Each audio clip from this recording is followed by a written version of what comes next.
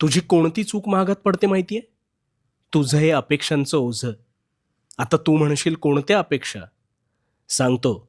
सगळं काही उलगडून सांगतो. शांतपणे ऐक फक्त. खरं सांगू का? तू दिवस पुढे ढकलतोस, पण तू आयुष्यच जगत नाहीस. म्हणजे उद्या पाऊस पडेल का? हे तू सांगू शकतोस का? अरे उद्या काय? तू पावसाळ्यात कधी पाऊस पडेल आणि कधी नाही, याची शाश्वती देऊ शकत नाहीस. पण तुझ्या प्रियजनांकडून, त्या लोकांकडून मात्र अवास्तव अपेक्षा ठेवतोस.